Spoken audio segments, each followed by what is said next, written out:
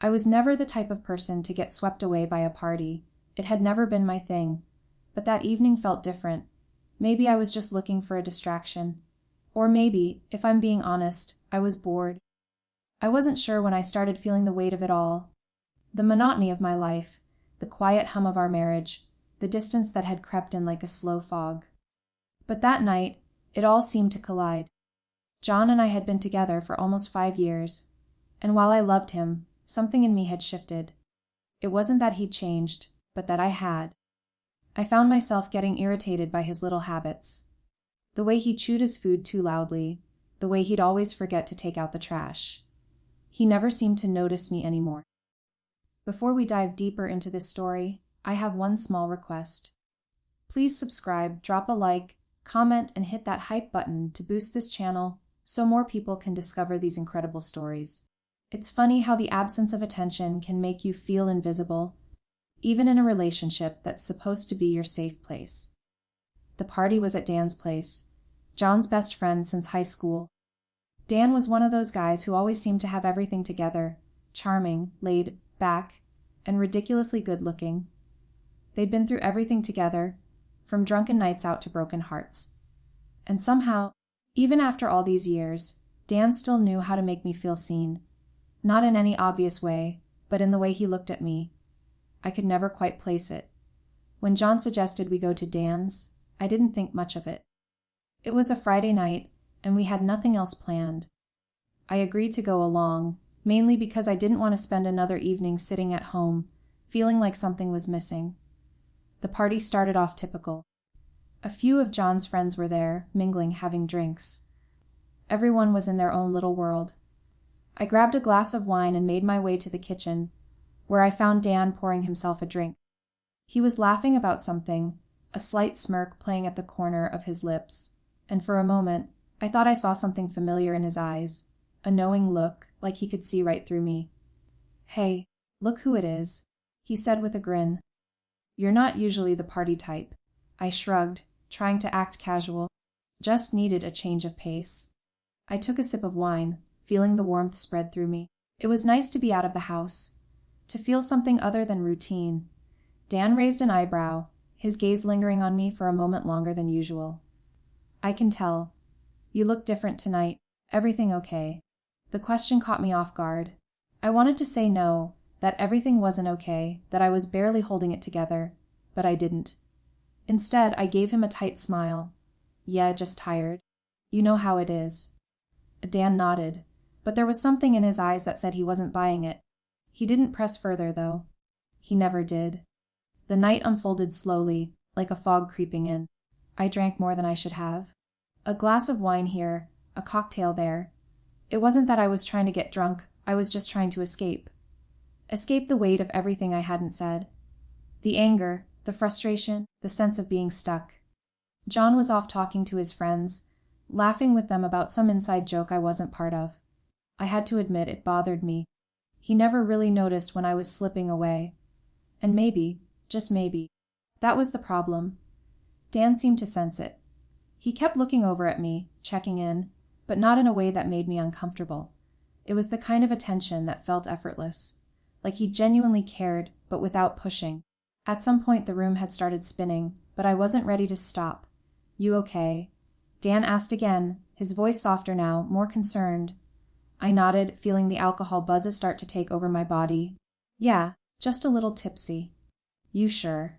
He leaned in a little closer, and I felt the warmth of his breath on my skin. For a moment, the noise of the room faded, and it was just the two of us. The way he was looking at me made my heart race. It was like I was the only person in the room. "Yeah," I whispered almost too softly. "I think I'm just tired of everything." His eyes softened, and he placed a hand gently on my arm. "You know, you don't have to pretend. You can talk to me. I'm here." I wanted to tell him everything.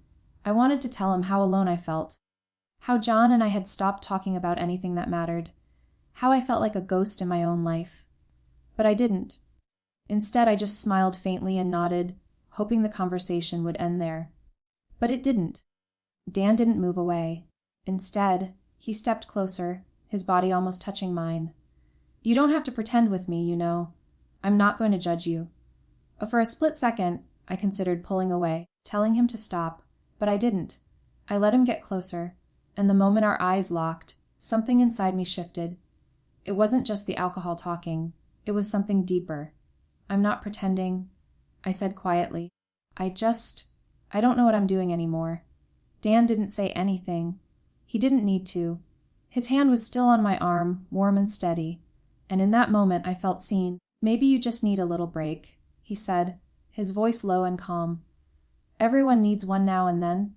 I wanted to argue, to tell him I was fine, but I couldn't. The words wouldn't come.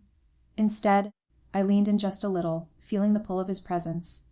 "I'm sorry," I whispered, though I wasn't sure what I was apologizing for. Dan's lips twitched into a half smile. "Don't apologize. Just take a breath." And for the first time in a long time, I did. I breathed in, letting the tension go, letting myself relax. And in that moment, I didn't feel like anyone's wife or anyone's daughter. I just felt like me, like the version of myself that had been buried under layers of expectations and routines. I didn't realize how much I had been holding back until that moment with Dan. It was like someone had cracked open a door, and suddenly, I was flooded with everything I'd been trying to suppress. The emotions I'd buried for months, maybe even years, started to surface. I wasn't just tired. I was frustrated. Frustrated with my life, with my marriage, with the fact that I was stuck in a rut, playing the role of a perfect wife, when all I really wanted was to feel something real. Dan's presence had always been comforting in a way I couldn't explain. He was the kind of guy who could make anyone feel like the most important person in the room, even if he wasn't saying much. I guess that's why I didn't mind being around him. He made me feel like I mattered. Not just as John's wife, but as me. And for a while, that was enough. The music in the background pulsed through my body, and I could feel the alcohol working its way through me. It was that perfect warm buzz, loose, but not too heavy, just enough to quiet the little voice in my head that kept saying stop. This is wrong. John was off talking to his friends, and I didn't blame him. He didn't notice the shift between Dan and me. Or maybe he didn't care. He had never been the type to get jealous. But I could feel the walls between us getting thicker every day, every month. I loved him, but I didn't feel seen anymore. He was busy with work, with his life, and I was busy trying to hold it all together, pretending everything was fine. "Want another drink?" Dan's voice cut through my thoughts. His hand was on my arm again, the warmth spreading through my skin. I looked up at him, a little surprised by how close he was. My breath caught in my throat for a second. Sure. Why not?" I tried to sound casual, but my voice felt shaky. Dan moved to the bar and poured me another drink, this time a stronger cocktail. "You know," he said, handing it to me with a small smile, "I've always liked the way you carry yourself. You're so genuine." His words hit me harder than I expected. I took the glass, staring at him for a moment, trying to process what he'd said. "Genuine? Me? Yeah." He nodded. "You don't try too hard to be something you're not. That's rare, you know." I wasn't sure if I was flattered or just confused. "I think you're the only person who's ever said that about me." Dan laughed lightly. "It's true. Most people wear masks, but you don't. That's something I've always admired." I felt a twinge of discomfort at his words, but it wasn't the bad kind. It was a recognition of something that had been missing in my life. He wasn't just complimenting me on my looks or my personality in a superficial way. He was recognizing something deeper, something I hadn't even realized I was craving. "I think you're the only person who's ever made me feel seen." I said it without thinking, my voice barely above a whisper. The words felt strange as they left my mouth, but I didn't regret them. Not yet. Dan's gaze softened, and for a moment, the noise of the party, the laughter, the music, it all seemed to fade into the background. It was just the two of us standing there, the chemistry between us undeniable. He took a step closer, his face only inches from mine. "I've always seen you, even when you didn't realize it," he said quietly, his voice low and almost comforting. "You don't have to pretend with me, you know." I didn't respond. I couldn't. His words hung in the air, thick with unspoken understanding. I wasn't sure where this was leading, but part of me didn't care. I wanted to feel something other than numbness. Before I could say anything else, Dan's lips were suddenly on mine. The kiss was slow at first, tentative, like he was waiting for me to pull away. But I didn't. I let it happen. There was no hesitation, no second guessing. It felt like the first time in years that I wasn't worried about consequences. His hand slid to my waist, pulling me closer. My heart started to race, and I felt a dizzying mix of excitement and guilt. But it didn't matter.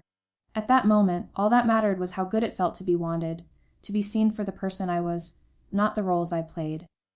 When we pulled away, I was breathless. We shouldn't. I started, but my words trailed off. Dan didn't say anything. He just looked at me, his eyes dark with desire. You're not the only one who feels this, you know. I wasn't sure if that was meant to comfort me or make things worse, but the weight of it all hit me in that moment. This wasn't just about a kiss. This was about everything I had been burying for so long. The emptiness, the loneliness, the desire to feel alive again. I shouldn't have done that. I whispered, my breath shaky. This is wrong. Dan just smiled, his fingers gently brushing against my arm. Sometimes. Wrong feels so good that it's hard to stop. It felt like a warning, but in that moment, I didn't care. All I wanted was to hold on to that feeling for just a little longer. The room started to spin, and I realized I was standing there, alone with Dan. The party was still going on, but it felt distant, like it didn't matter. I knew what I was doing was wrong. I knew that if John found out, it would destroy everything. But I also knew that I couldn't stop. Dan kissed me again, this time deeper, more urgently, and as I let myself fall into it, I knew that whatever happened next, nothing would ever be the same. The next few minutes felt like they belonged to a different version of me, someone freer, someone more reckless. We pulled away from each other, breathless, our faces inches apart. There was a moment of silence, a heavy pause, before I could find my voice again. I'm sorry, I whispered, but the words felt hollow. I didn't know if I was apologizing to him or to myself. Dan didn't respond right away. He just stared at me, his gaze intense. You don't have to apologize. His voice was calm, but his eyes were searching mine, like he was trying to read me, to see if I was truly sorry or just conflicted. I stepped back slightly, my heart pounding in my chest. I needed to regain some sense of control, but it was slipping through my fingers. This is all a mistake. I shouldn't have. My words trailed off. I couldn't even finish the sentence. Dan didn't try to convince me otherwise. He simply nodded as though he understood. I get it, he said quietly. You're in a complicated place. You don't have to make any decisions right now. I wanted to believe that. I wanted to believe that I could just walk away from this and pretend it never happened. But deep down, I knew that wasn't the case. Once you cross a line, you can't uncross it. Just then, the sound of laughter from the other room broke the tension. I glanced toward the living room where John was talking with his friends. He was laughing, relaxed, completely unaware of what had just transpired between me and Dan. It felt like a punch to the gut. I excused myself quickly, saying I needed to go to the bathroom. I stumbled through the hallway, my thoughts swirling, my mind a blur of guilt and confusion. I closed the door behind me, locking it, and stood there for a moment, trying to collect myself. But no matter how much I tried to rationalize it, the truth kept crashing in on me. I had kissed Dan. I had let it happen. And now I was standing here, trapped in a web of my own making. I leaned against the sink, staring at my reflection in the mirror. My hair was disheveled, my makeup smudged from the heat of the moment. I didn't recognize myself. I was a stranger in my own reflection, someone who had done something so far outside the boundaries of her life that it felt surreal. I felt a rush of shame, but it wasn't enough to change what had happened. I couldn't take it back. I couldn't erase the way Dan's touch had made me feel, the way he had looked at me like I was the only person in the room. The attention he had given me was intoxicating. I took a few shaky breaths, trying to steady myself. I had to face this. There was no running from it. But at the same time, I knew I couldn't go back to John and pretend nothing had changed. He would know. Somehow, I knew he would. As I stood there in the bathroom, trying to calm my racing heart, I heard the faint sound of footsteps approaching. It was John. I could hear his voice muffled through the walls, asking if I was okay. I froze. The door handle rattled as he tried to open the door. "Babe, you all right?" For a moment, I just stood there silent. I couldn't bring myself to answer. The guilt was suffocating, and I was terrified of what he would say when he found out. After a long moment, John's voice softened. "If you need a minute, just let me know. I'll be right here." I wanted to scream, to tell him everything, but I couldn't. I wasn't ready to face the consequences. Not yet. I took another deep breath and opened the door. John stood there, looking at me with concern in his eyes. "You sure you're okay?" I nodded, forcing a smile. "Yeah, just needed a minute." He smiled back, but there was something in his eyes, a hint of suspicion that I couldn't ignore. He wasn't buying it, and I knew it. "I'll be outside if you need me," he said, his voice gentle but distant. And with that, he turned and left the bathroom, leaving me standing there, alone with my thoughts. The rest of the night passed in a haze. I couldn't tell you what happened after that, because I wasn't really present. My mind was elsewhere, trapped in a loop of guilt and fear. John continued to drink and laugh with his friends, unaware of the storm brewing inside of me. Dan, too, seemed to retreat into the background. We exchanged a few brief, awkward glances, but nothing more was said. Eventually, the party started to wind down. John and I said our goodbyes to everyone, and we headed home. The drive back was quiet. I could feel the tension between us thick in the air. He didn't ask me about the night, didn't push for details, but I knew he was picking up on something. When we got home, John immediately began to unpack his things, settling in for the night like he always did. But I couldn't focus. I was too wrapped up in what had just happened. "Hey, you okay?" he asked as he came into the living room, his voice soft, concerned. I looked at him, and for a split second, I almost told him everything. I wanted to. I wanted to scream, to confess, to beg for forgiveness. But I didn't. Instead, I gave him a weak smile. "Yeah, just tired." He nodded, but his gaze lingered for a moment too long. "All right, I'm going to bed. You coming?"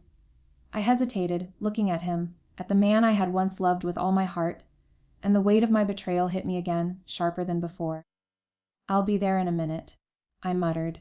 He didn't push. He simply nodded and walked to the bedroom. And there I stood, frozen, the realization of what I had done crashing down on me. I had betrayed the one person who loved me, the one person who had always been there for me, the man who never once questioned my loyalty, never once doubted my commitment. But now, I wasn't sure if I could ever go back to who I was before. I stood there for a long time, staring at the door to our bedroom, knowing that in the morning, I would have to face the consequences of what had happened. I didn't know if our marriage could survive this, or if it even should. But for the first time in a long time, I realized that I wasn't just scared of losing John. I was scared of losing myself. The morning after the party, everything felt off. I woke up in a haze, the remnants of last night's decisions heavy in the air. I was lying in bed next to John, the man I had spent the last 5 years with. But somehow, the space between us felt larger than it ever had before. I could feel the weight of the lie pressing against me, suffocating me with every breath. John was still asleep, his breathing slow and steady, completely unaware of the storm brewing inside me. I didn't know how to face him. How could I look at him after what I'd done? After kissing Dan, it was more than a betrayal. It was a fracture in everything we had built. I had crossed a line I couldn't undo, and now I had to figure out how to live with that. For a moment, I thought about leaving, just packing up and walking away. But where would I go? What would I do? I couldn't even answer those questions. I had let myself become so wrapped up in the idea of escaping, of feeling something real, that I didn't stop to consider what it would cost me.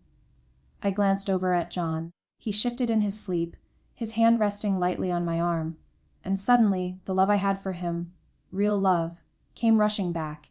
I remembered the way we used to be, how we laughed together, how we were a team. But now, everything felt fractured. I had allowed myself to fall into something that I knew would hurt him. The guilt was a constant ache, gnawing at me from the inside. It was as though every part of me was trying to scream, to make me see how wrong I had been. But the longer I stayed in that bed, the more it felt like I was drowning in it. John stirred beside me, and for a brief moment, I wondered if he could sense that something was off. But when he opened his eyes, he just smiled like nothing had changed. His warmth made me feel even worse. "Morning," he mumbled, his voice thick with sleep. I forced a smile, trying to sound casual. "Morning." He leaned over to kiss me, but I pulled back slightly, just enough that the kiss landed on my cheek instead. I could feel his confusion, but he didn't ask any questions. He just shrugged and sat up, running his hand through his messy hair. "I'll make some coffee," he said, getting out of bed. I nodded, still unable to shake the weight of the night before. I couldn't even bring myself to look him in the eyes for more than a few seconds. How could I? How could I look at him and pretend everything was okay when I had just kissed another man? After a few minutes, I heard the sound of the coffee machine brewing in the kitchen. It felt like the longest silence between us, even though it had only been a few minutes since he had left the room. I needed to tell him what had happened. I knew that. But how? How could I admit that I had been unfaithful? How could I explain the feelings I had been burying for so long, the way Dan had made me feel like I was seen for the first time in ages? But the more I thought about it, the more I realized that the problem wasn't just Dan. It wasn't just the kiss. The problem was me. I had stopped being honest with myself, with John. I had let myself slip into a place where I didn't know who I was anymore. And now I was paying the price. I got out of bed slowly, my body feeling heavy, like I was carrying a secret too big to keep. I walked into the kitchen, and there he was, standing at the counter, pouring coffee into 2 mugs. His back was turned, and for a brief moment, I wondered if I could just go back to pretending that nothing had happened. But I knew I couldn't. I took a deep breath. "John, we need to talk." He froze for a second, then turned to face me. His expression was neutral, but there was a flicker of concern in his eyes. "What's going on?" I opened my mouth to speak, but the words caught in my throat. What could I say? What could I possibly say to make this right? I tried again, this time forcing the words out. "Last night, I did something. Something I shouldn't have." John's brow furrowed. "What do you mean?" I couldn't meet his eyes. I looked down at my hands, fidgeting with my fingers. I kissed Dan. The silence in the room felt deafening. I could hear the hum of the coffee machine in the background, but everything else seemed to stop. His face went blank, and I knew then that I had just shattered whatever was left of the trust between us. John set the coffee mugs down with a slow, deliberate motion. He looked at me for a long time, his gaze almost unreadable. "You kissed him?" he asked, his voice steady, but there was something else there. Hurt, confusion, maybe even anger. I nodded, unable to say anything else. I wanted to tell him why it happened, how I had felt neglected and invisible, how I had been craving attention and validation. But I didn't, because it didn't matter. None of the excuses would change what I had done. John didn't say anything at first. He just turned away, walking toward the living room, his hands shoved in his pockets. I followed him, unable to stop myself. "John," I started, but he cut me off. "Why?" he asked quietly. "Why him?" I shook my head, feeling the sting of tears starting to well up. "I don't know. I don't know. I've just been feeling empty. Like we're not the same anymore. And Dan, he made me feel seen. Not like I'm just your wife, but like me. Like a person." John's eyes flashed with something. Hurt, betrayal, frustration. "So you kissed him to feel seen?" "Because I don't see you." My heart broke. That wasn't what I meant. But it didn't matter. It didn't matter how I explained it. The damage was done. John ran a hand through his hair, pacing back and forth. "I don't even know what to say, Emily. I trusted you. I thought we were okay. But now I don't know what's real anymore." I could feel the walls closing in. The space between us, once so comfortable and familiar, now felt insurmountable. "I'm sorry." I whispered, but the words felt useless. They didn't make it right. John stopped pacing and turned to face me, his eyes red and full of emotion. "Sorry isn't enough, Emily. You've broken something, and I don't know if I can fix it. I don't know if I want to." The words hit me like a punch to the stomach. I stood there frozen, as the weight of everything settled on my shoulders. I had broken him, and I didn't know if I could ever put us back together. "I need time," John said, his voice breaking.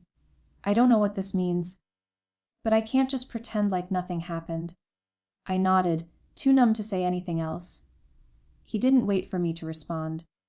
He grabbed his coat and walked out the door, leaving me standing in the middle of our kitchen, alone. And for the first time in a long time, I realized I didn't just lose him. I lost myself too.